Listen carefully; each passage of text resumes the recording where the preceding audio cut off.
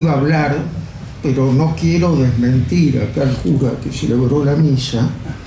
Entonces, lo que voy a hacer no es lo que hizo un individuo el otro día, que me da vergüenza ajena, que habló 14 minutos para presentar a una persona. No, de ningún modo. Acá tenemos que presentar a dos, estamos muy contentos. Le agradecemos mucho al padre Benviel, que desde el cielo, yo creo, nos está bendiciendo y estará muy contento, creo, de que tanta gente de toda edad se haya reunido acá para recordarlo. Yo quisiera ver si alguna vez estos que lo persiguieron, estos miserables que fueron ingratos con él, decía Santo Tomás que el ingrato era deshonesto. Bueno, si alguien se acuerda a los 50 años de su muerte. Bueno, yo acá quiero presentar a dos personas conocidas por todo el mundo, así que no voy a decir nada de ellos. Acá va a hablar primero el doctor Padilla, Yuyo Padilla, que tiene un blog muy especial que se llama Catapulta, que se los recomiendo a todos, Y después va a hablar Monseñor Aguer, que tampoco necesita ser presentado. Así que los dejo con Padilla. Gracias, Bocha, o mejor académicamente dicho, doctor Montejano, por haberme invitado a este homenaje.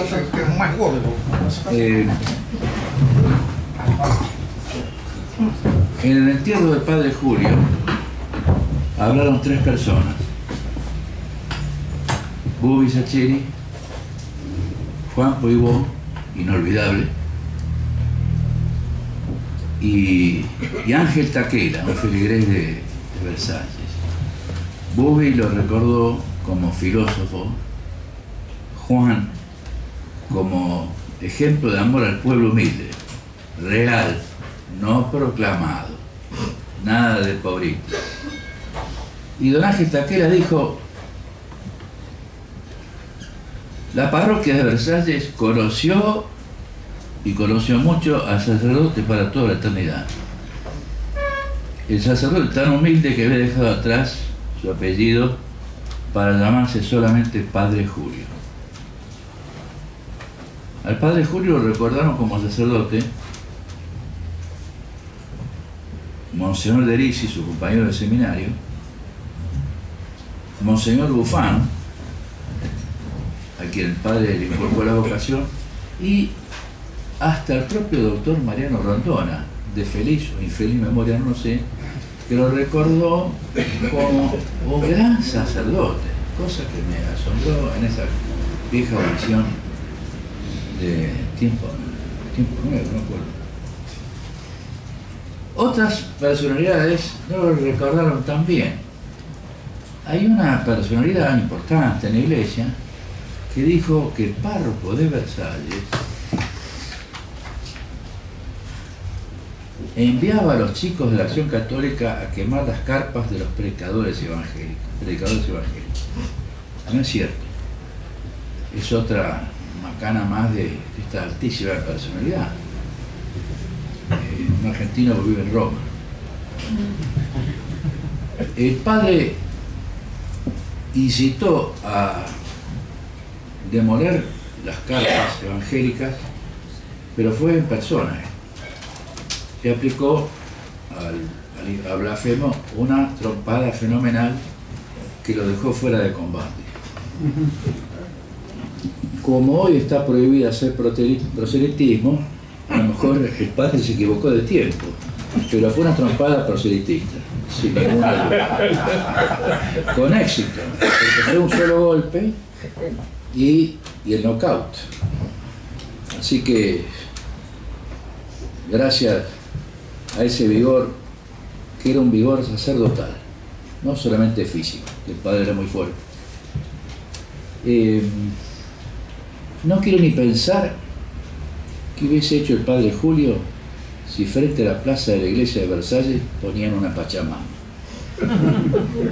No lo sé. O si algún personaje blasfemo hubiese negado la corredención de la Santísima Virgen.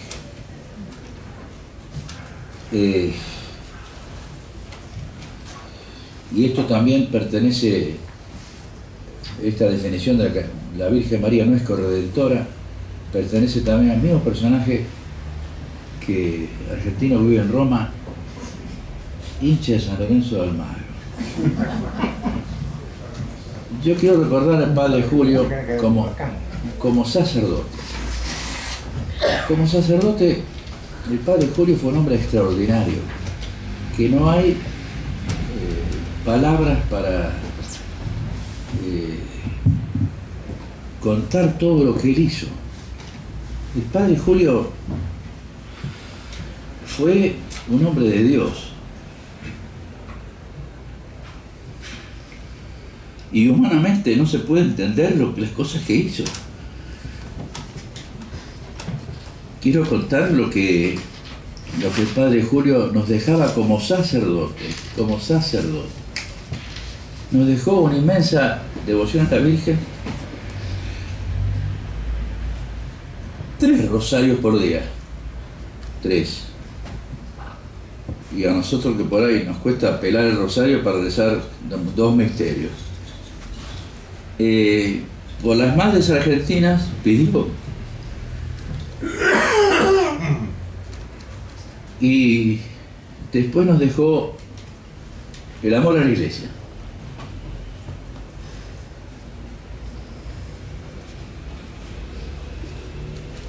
Quiero leer algunas y las definiciones de la Iglesia que el Padre daba están en muchos de sus textos, pero quiero leer algunos parrafitos nomás para que se entienda bien por lo que estamos pasando. El mundo, la humanidad, al apartarse de la Iglesia, quiere crear una religión nueva, la religión del hombre, sin dogmas definidos, sin autoridad determinada, porque quiere ser una religión universal, una religión de la fraternidad. Lo deben haber escuchado esto repetidas veces en los últimos 8 años, no sé, por ahí. La civilización nueva, inventada en los conventículos de iniciados y masones, quiere una humanidad al servicio de la glorificación del hombre. La civilización moderna debe entenderse como una toma de posición frente a la civilización cristiana. De ahí que para algunos teólogos, sociólogos, cristianos de todo tipo, la Iglesia puede cumplir su misión. Para cumplir su misión debe seguir la corriente de la historia. Esto también lo hemos escuchado repetidas veces. No se puede estar en contra del sentido de la historia. Lo curioso es que el sentido de la historia no lo conocemos. Como el Padre Julio decía, la historia es un misterio y es de Dios. Pero hay algunos que pretenden conocer el sentido de la historia y bueno, nos hemos vuelto presa de una maquinaria informativa tecnocrática manipulada por poderes poderosos que nos quieren brindar un orden mundial. Lo notable es que el Padre Julio tenía cuestiones proféticas y advirtió con tiempo que iba a existir una pasión de la Iglesia porque no está reservado a nosotros conocer lo que Dios dispone sobre la Iglesia. Es imposible. Entonces, no descartaba el Padre Julio que gracias al progresismo la Iglesia defeccionara en su misión, y que es la misión salvífica, de tal manera que estemos atentos a esta profecía del Padre Julio sobre la pasión de la Iglesia, sobre las cosas que están pasando ahora en la iglesia, gracias al progresismo, que ha desnaturalizado la misión de la iglesia para convertirla en una suerte de ONG de tipo izquierdoso, revolucionario,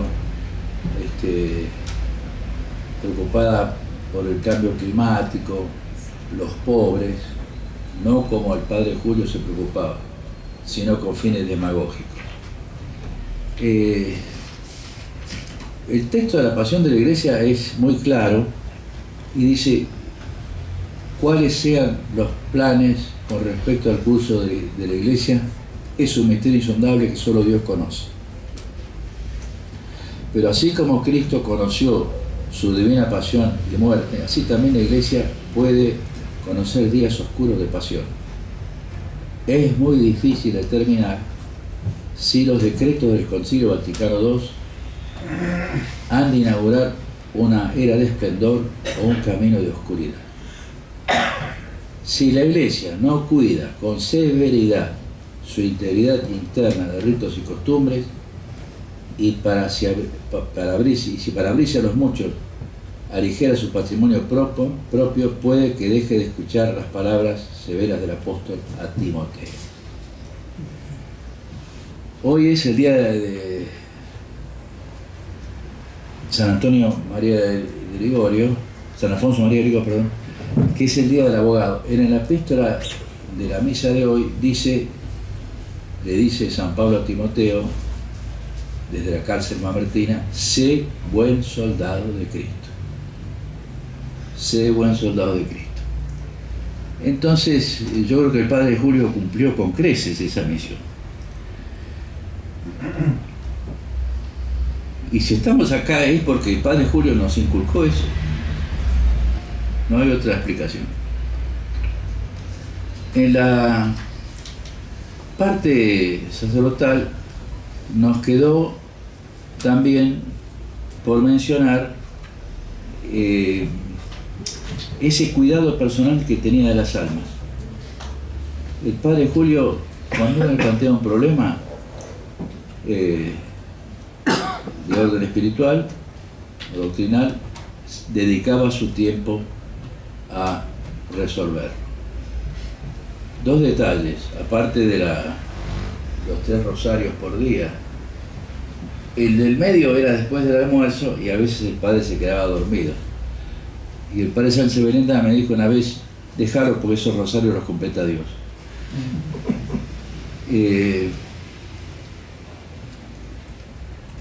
En el tema de lo que es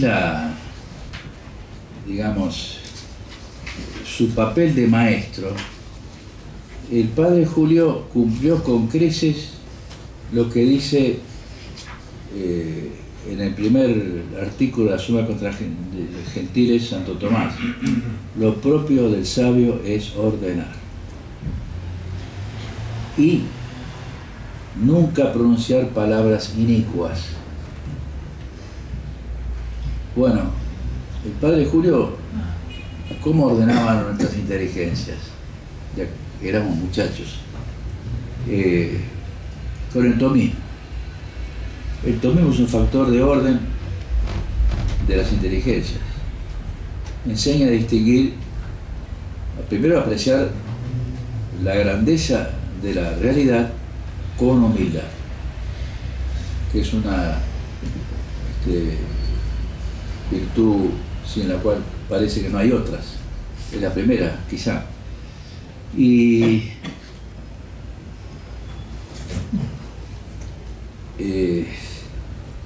esa virtud, el Padre nos procuró la virtud de apreciar la realidad, y que es una virtud, saber dónde uno está ubicado, es una virtud inapreciable para los tiempos modernos, ¿no? Porque con esto mismo nos evitó la peste del activismo, nos dio sentido de la acción cristiana, con dos puntos importantes. Primero, antes de la acción viene la vida contemplativa y después viene la vida activa.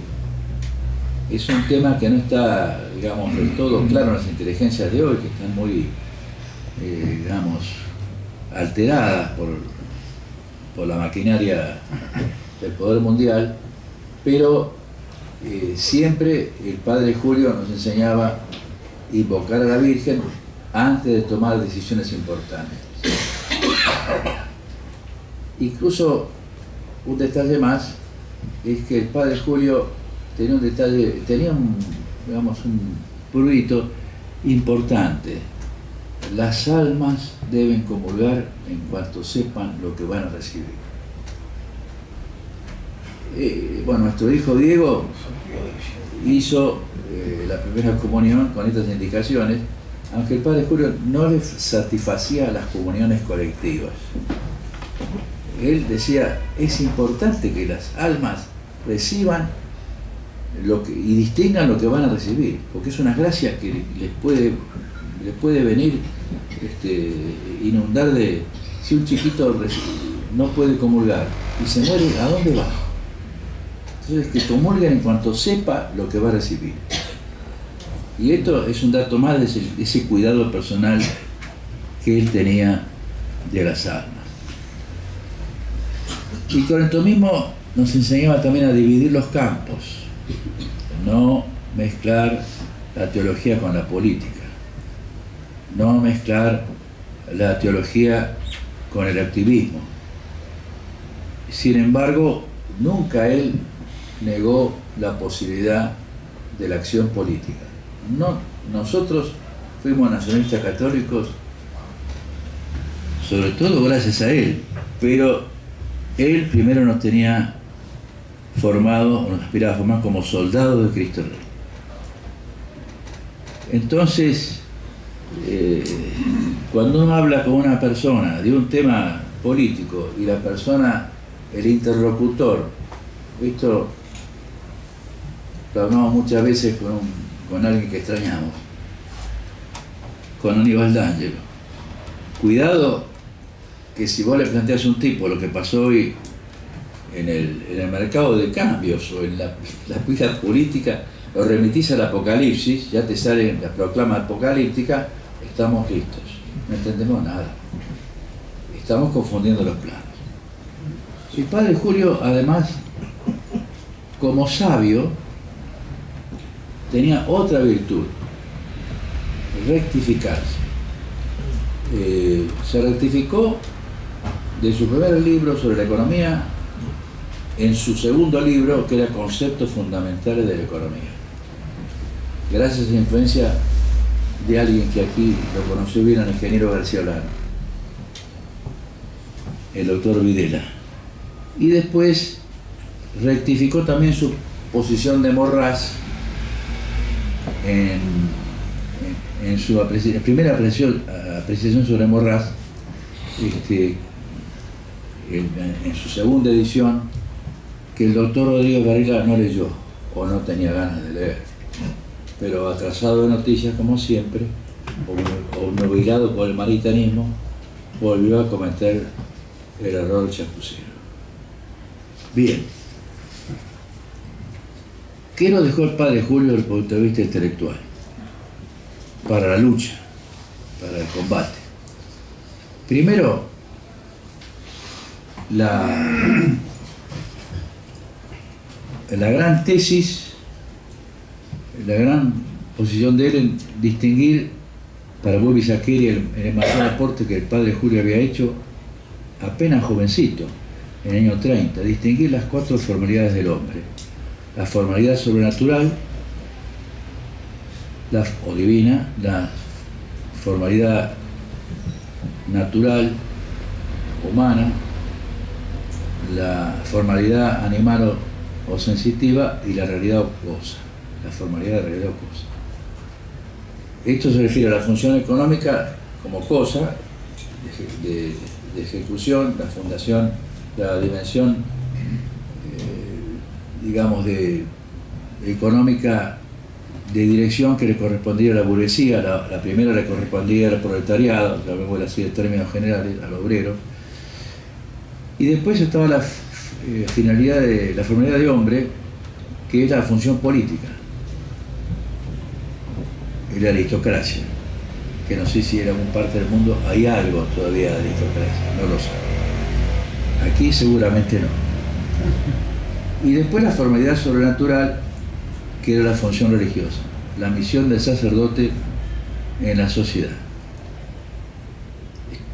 Es decir, alertó contra el luteranismo, contra la Revolución Francesa, contra el comunismo, porque la salvación estaba en la ciudad católica. Bien, las herencias que dejó el padre Julio para nosotros, para la lucha, es primero que existe una tensión judío-cristiana en el centro de la historia. Esto el padre Julio nunca le asignó un sentido racial. No sé si ustedes saben que Cajal y el oro de Martínez Subiría fueron prohibidos en la Alemania nazi, porque no le daban la hipótesis racial que ellos querían, porque Hugo Boss apuntaba a otra dimensión teológica. Esa primera herencia. La segunda herencia es el progresismo como transmutación del culto católico en culto masónico. La iglesia de la fraternidad. También de moda en estos tiempos, parece, ¿no? La carnalización del cristianismo. Es decir, sustituir al Cristo, Hijo de Dios vivo, por el Cristo, Hijo de la Revolución. En esto anda más de un cura, más de un mal cura, y más de un mal obispo, y más de un mal arzobispo, y más de más. Bueno, nosotros no. Nosotros no, gracias a Dios. Esta carnalización del cristianismo es propia del judaísmo. El judaísmo esotérico, el judaísmo elevado, no el judaísmo racial. El padre Julio escribió Entre la Iglesia y el Reich, que es un texto olvidado y sepultado. No fue un Julius Rosenberg de la Argentina, ni mucho menos. Otra advertencia fue la contra Teilhard de Chardin, creo que fue el primero en Argentina, aunque el padre Castellani tiene una referencia en Cristo vuelve o no vuelve, fue el primero en Argentina en advertir sobre la peligrosidad de Teilhard de Chardin, porque esto es la gnosis, el sentimiento gnóstico del mundo, que culmina en el punto omega, en la noosfera y otros disparates que sin embargo son aceptados. El año pasado en la UCA, el padre Florio, de infeliz recuerdo naturalmente, en octubre del 22 dictó un curso sobre Teilhard de Chardin en la UCA, que fue de Monseñor Erisi, que no era nada que ver con Teilhard, pero digo cómo se está prostituyendo la Iglesia Católica.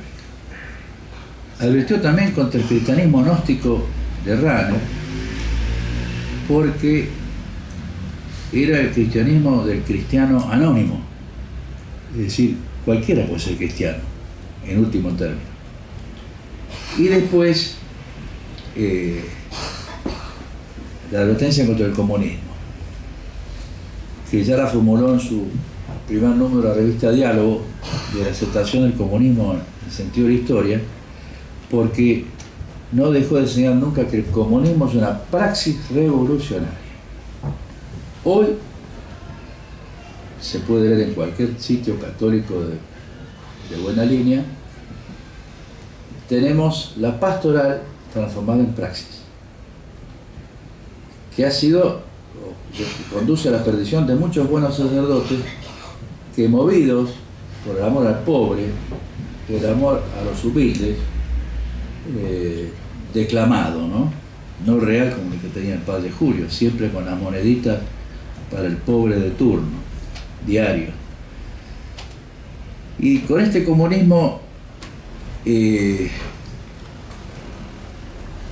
no hay diálogo, porque además la pastoral actual es un ataque directo contra la vida contemplativa del sacerdote.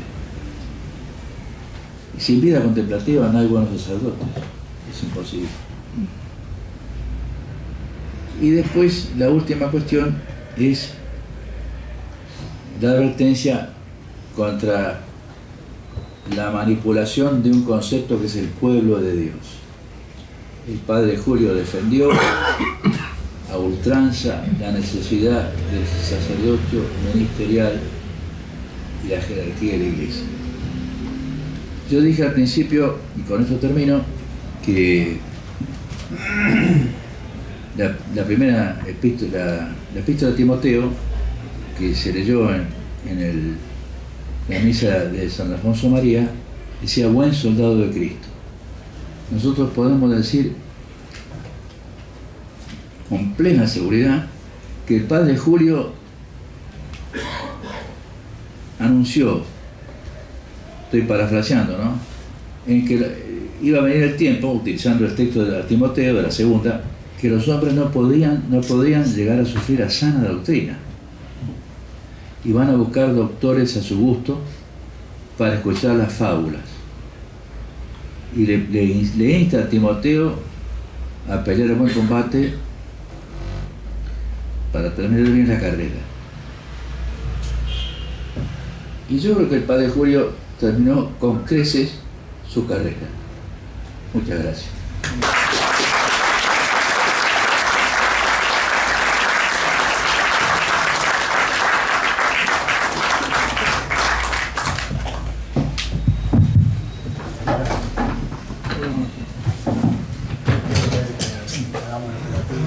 Queridos amigos, el doctor Padilla, Yuyo para los amigos, ha destacado sobre todo que el padre Membiel fue un sacerdote.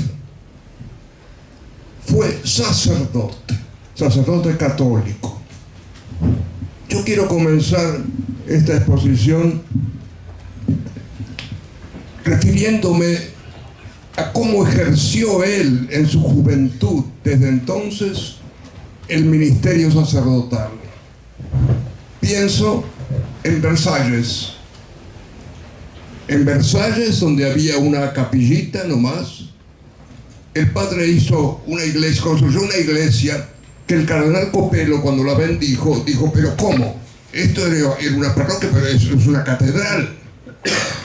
Efectivamente, el padre lo que hizo fue aplicar en ese pueblo de Versalles su doctrina sobre la civilización cristiana. Es decir, que no solamente la Iglesia predica la palabra de Dios y reparte los sacramentos de la gracia, sino que también configura la situación del hombre en la vida social y tiene que manifestarse en las instituciones, en el desarrollo, en el crecimiento de esa comunidad. Versalles no era nada.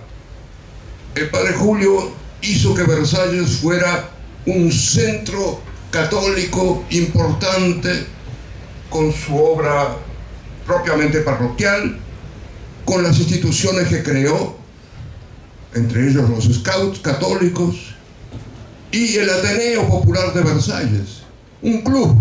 El cura hace un club. ¿Pero por qué? Porque eso estaba en función de toda la idea que él tenía acerca de la cristiandad, de cómo la cristiandad hizo que la Iglesia se forjara como medio, como instrumento del crecimiento humano y la plena realización de la sociedad. Así fue Versalles. El padre Julio en su juventud, ¿no?, a partir de la palabra de Dios y de los sacramentos, realizó allí una obra de cristiandad. Se convirtió en una cristiandad en medio de la ambigüedad política de la época que nosotros conocemos, y que se ha postergado, se ha prolongado aquí durante décadas, ¿no? A propósito de eso, el doctor Padilla les hablaba acerca del futuro de el padre Membiel y el futuro de la Argentina. Yo recuerdo muy bien, por haberlo conversado con él, ¿no?, que él pensaba que la Argentina tiene futuro porque el pueblo cristiano ama a la Santísima Virgen. Eso lo decía, qué sé yo, en los años 70 más o menos, cuando lo frecuentábamos con el doctor Padilla para las lecturas de la Suma, ¿no? La idea de que la Virgen, que todavía era creída y querida por el pueblo argentino, podía hacer que este país se encaminara, porque si no, este país no tenía solución. Bueno, yo no creo que hoy día el pueblo argentino conserve esa devoción mariana. Es verdad que mucha gente va a Luján, ¿no?, sin saber muy bien a qué va, pero de todas maneras, ¿no?, hay una gran diferencia. Hoy día la Iglesia tendría que proponer otra vez la devoción mariana, proponer otra vez la primacía de la Virgen, porque de esa manera indirectamente está promoviendo el crecimiento y el futuro de la Argentina. Bien, esto digo a propósito de su carácter pastoral. Era un sacerdote, era un pastor, y en Versalles se mostró en su juventud plenamente esa condición pastoral. Ahora bien, yo recuerdo que el padre Membiel me comentó cómo él se dio cuenta que tenía que pasar a otra etapa y le pidió al cardenal Copello en el año 1951 que lo liberara de la carga parroquial para poder dedicarse a la vida intelectual, a la formación intelectual y a las publicaciones. Es así como el cardenal Copello lo nombró capellán de las hermanas, de las religiosas de la Casa de Ejercicio, de la Santa Casa de Ejercicio, que es la famosa Madre Antula, ¿no?, la fundadora de esa congregación. Bueno, pues bien, don Julio fue el capellán y hizo de su cuartito, de su recepción, ¿no?, el lugar de encuentro y de formación de generaciones de jóvenes. Íbamos allí, el doctor Padilla también, los domingos a la mañana, a las 10 de la mañana. Yo, que vivía en Mataderos, iba en tranvía hasta Independencia y Salta. Mejor dicho, el tranvía no pasaba volvía por Independencia. ¿Y qué hacíamos allí? Él tenía la idea de que a Santo Tomás no hay que estudiarlo en los manuales, sino que hay que leer sus textos. Y entonces él nos comentaba la Suma, nos hacía leer la Suma, iba comentando, iba allí desgranando la riqueza filosófica y teológica de esa obra fundamental. Así fue como durante décadas él ha reunido jóvenes allí, jóvenes varones. La perspectiva de género tiene mucha importancia en esto, ¿no? Jóvenes, no había niñas, éramos todos muchachos que íbamos allí a leer la Suma con él, a escuchar las explicaciones. Por supuesto que había un recreo, a la mitad de la mañana había un recreo en que se hablaba de política, ciertamente era de lo más divertido eso, y ahí todos teníamos posibilidad de preguntarle y de comentar, ¿no? Bien, yo creo que ese cambio, digamos así, de la pastoral popular de una parroquia a la pastoral intelectual de la formación de generaciones, ha sido una de las contribuciones más grandes que ha hecho el padre Julio. Nosotros lo recordamos como párroco en Versalles. Él está sepultado allí frente a la parroquia de Versalles, frente a la iglesia, ¿no? Ahí está escrito allí que se encuentra allí el cadáver del padre Julio, los huesos del padre Julio, pero él en realidad en Versalles fue el comienzo de su vida pastoral, pero luego su vida pastoral se desarrolló como formación intelectual en la Casa de Ejercicios. Ahí donde íbamos nosotros de jóvenes para escuchar la Suma, para leerla, para conversar con él. Bien, una de las cosas fundamentales que hoy día no se entienden, porque se cree que la Iglesia es pacifista y que entonces hay que estar de acuerdo con todos, y qué sé yo, ¿no? Es que el cristiano está llamado a polemizar con el mundo. Polemizar viene de polemos, que en griego significa batalla. Batalla, sí señor. Eso está en el Nuevo Testamento. Y nosotros batallamos contra el mundo, lo dice también el Nuevo Testamento, para sostener a la Iglesia y para que la Iglesia reconquiste a la humanidad. Bien, entonces aquí está el aspecto de polemista del padre Julio, como uno de sus aspectos, de las dimensiones de su vida pastoral. Fue un soberbio polemista. Eso se manifestaba en las conversaciones, en las conferencias. Las conferencias del padre Julio eran movilizadoras, ¿no? Movilizaban al que lo escuchaba. No se lo podía escuchar con indiferencia. Bueno, en realidad íbamos a escucharlo como ahora están ustedes acá escuchándome a mí, ¿no? Aquellos que encontrábamos el valor de su palabra y queríamos que ella iluminara nuestro camino y que nos formara la personalidad. Fue un gran polemista. Voy a destacar 3 luchas que el padre ejerció y que quedaron plasmadas en obras suyas, en libros suyos. Lo primero fue la discusión contra Maritain. Discutir a Maritain era una aventura en aquella época, porque pensemos en el primer Maritain, convertido del protestantismo y convertido al tomismo, ¿no? con sus primeras obras, ¿no? Plenamente tomistas. Y bien, después pasó el segundo Maritain a partir de Humanismo Integral, de su libro El Humanismo Integral, y allí fue cuando el padre Membiel descubrió la malicia del giro de Maritain. Entonces, él escribió un libro que dio mucho que hablar y que discutir, de la Amnea Maritain, porque pensaba que el humanismo integral de Maritain recuperaba el fermento revolucionario de Félicité de Lamennais, que había sido condenado por el Papa Gregorio XVI con la encíclica Mirari Vos.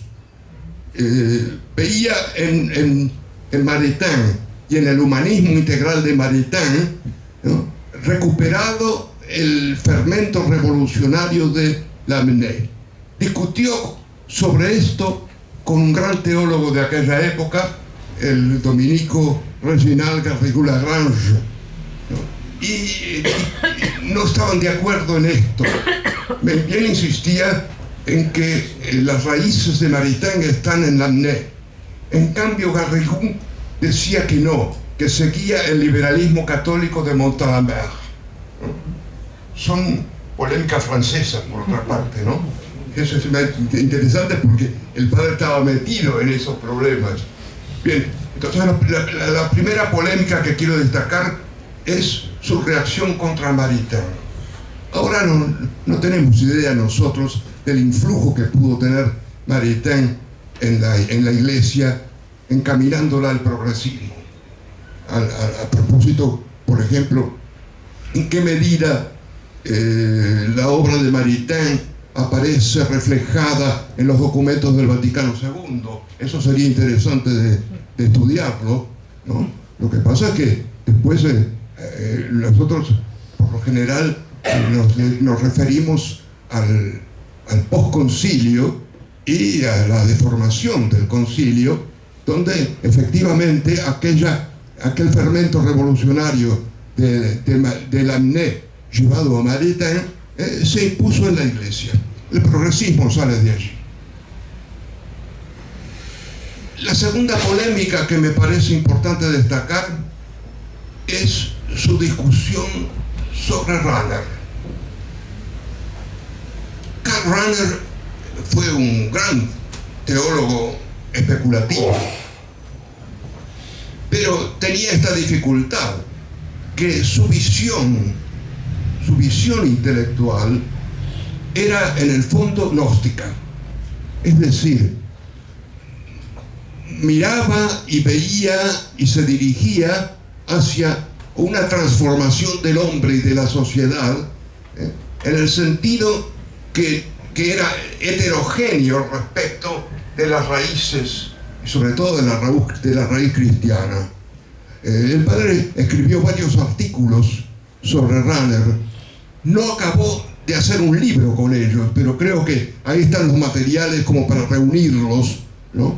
y tener un aspecto completo de su discusión sobre Rahner. Le discutió el antropocentrismo, el relativismo y la gnosis de Rahner. Y la tercera polémica fue sobre Teilhard de Chardin. Teilhard de Chardin también estaba de moda. Estaba de moda. La religión de la evolución, se llama el libro de Don Julio sobre Teilhard. Primero había publicado un libro menor, La cosmovisión de Teilhard de Chardin. Luego lo amplió con este libro definitivo, ¿no? Teilhard de Chardin o la religión de la evolución. Efectivamente, Teilhard de la evolución biológica pasa a la evolución histórica y de allí a una evolución que implica una religión nueva. Una religión nueva. Bien, cuando el padre Maybiel se ocupaba de estas cosas, en Argentina no sé en qué estábamos pensando, porque tengo la impresión de que acá no era seguido. No. ¿Quién había en el clero que se destacara como él? No ha habido en el clero argentino alguien. Hubo, sí, en todo caso, alguien de otra línea, digamos, liberal, etcétera, que es el padre Jorge Mejía, que fue mi maestro en Sagrada Escritura y yo le debo mucho también.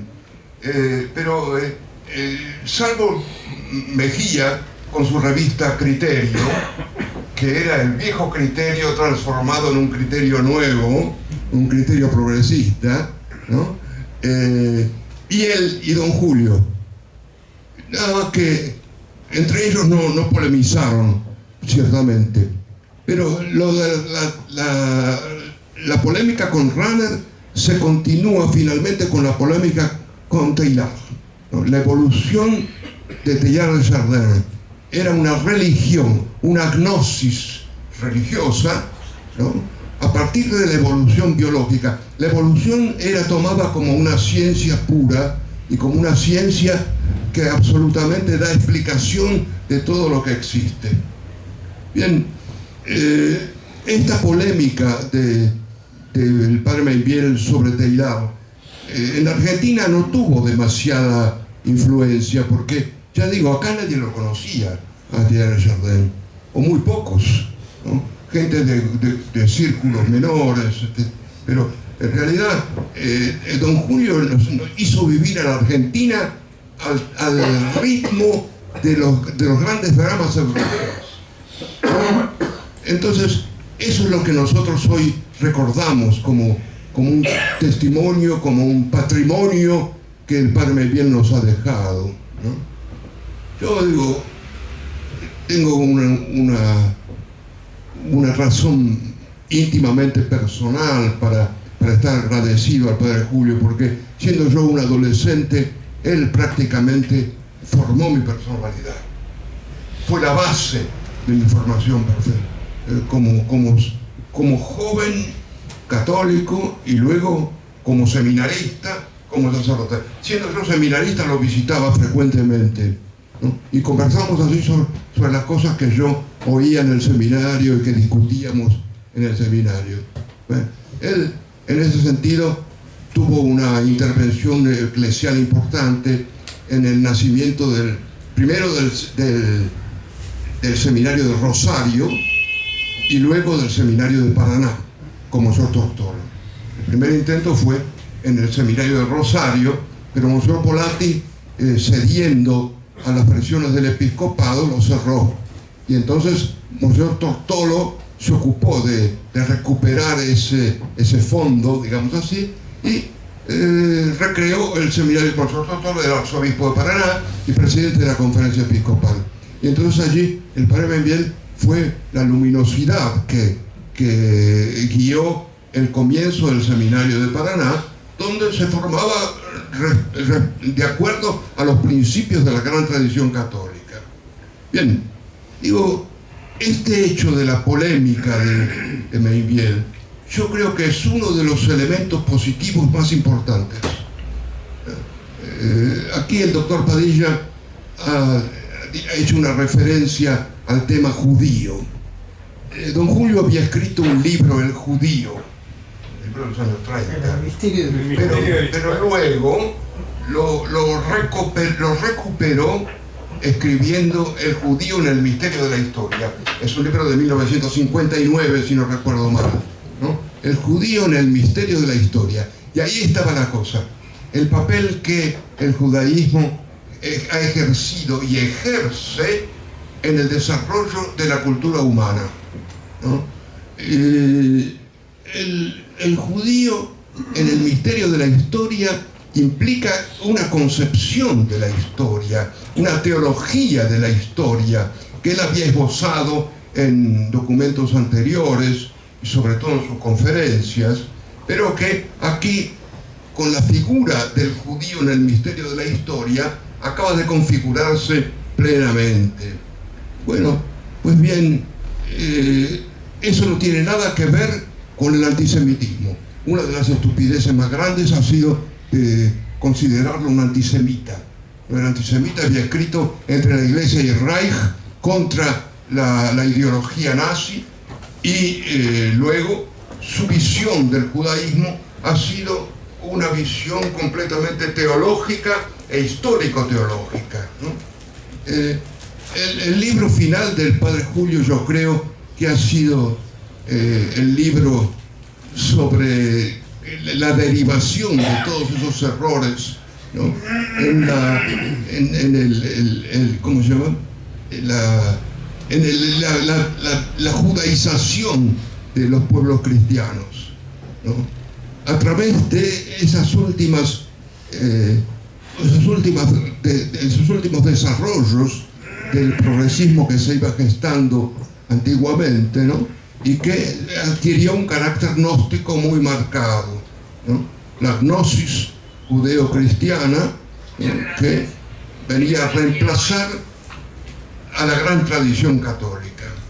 Bien, perdonen ustedes este raconto que hago, pero yo creo que aquí todos tenemos una deuda personal con el padre Julio, y que esto que digo yo es simplemente el querer mostrar ese agradecimiento que tengo a aquel que formó mi personalidad. Yo no sería el Héctor Reguer que soy hoy, arzobispo retirado, no sería quien soy hoy si yo no hubiera asistido los domingos a la mañana a esas reuniones para leer la Summa, y si después no hubiera mantenido constantemente mi conversación y mi encuentro periódico con el padre Julio Membiel. El padre Julio está en el cielo, de eso no nos cabe la menor duda. Está en el cielo, es uno de los bienaventurados. Y yo digo, así como nosotros rezamos a los santos que tienen nombre y apellido, yo creo que también podemos rezar a los bienaventurados y pedirle al padre Membiel, pedirle la intercesión del padre Membiel, que desde el cielo está muy cerca de Dios, ¿no? que le haga mirar un poco a esta tierra y a esta iglesia con el desvarío que se vive hoy en la iglesia y con la ruina a la cual los últimos gobiernos han llevado a la Argentina. Bien, esto es simplemente como digo yo, un pagar de algún modo en el recuerdo de estos 50 años aquello que hemos recibido de él. La Virgen puede salvar a la Argentina y al mundo. Ese es el decreto de la providencia de Dios.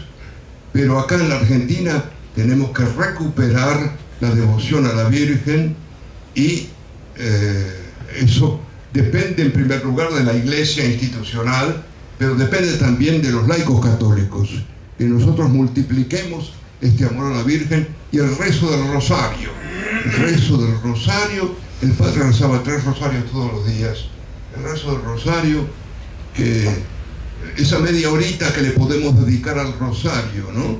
Es el enganche que tenemos nosotros con la Virgen, y eso no es solamente una riqueza personal, eso también tiene que proyectarse en el orden de la familia, del grupo que frecuentamos y de la sociedad en general. Bien, queridos amigos, esto es lo que yo podía decirles. Puedo decirles mucho más en realidad. He resumido de algún modo esto porque me ha parecido lo fundamental.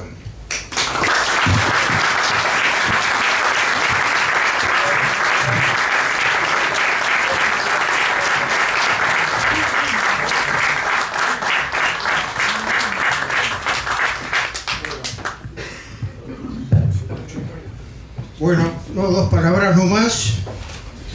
No voy a hablar, sino agradecer a Padilla, a Monseñor Aguer, a todos ustedes. Y ya en este tiempo de descuento de mi vida que estoy transitando, quisiera que todos los que puedan ayuden a este instituto fundado por Suájar Ramos, y en el cual existe una muy importante biblioteca que en su origen fue donada por el padre Membiel. Por eso acá la biblioteca lleva el nombre de Julio Membiel. Hace ya 10 años le pusimos este nombre. Habló otro discípulo, discípulo indirecto de Membiel, porque era discípulo de Suájar, que murió el año pasado, desgraciadamente, Héctor Hernández, por quien también hoy hemos rezado. Bueno, quería agradecer nomás a todos, y si pueden, ayuden a este instituto. Gracias.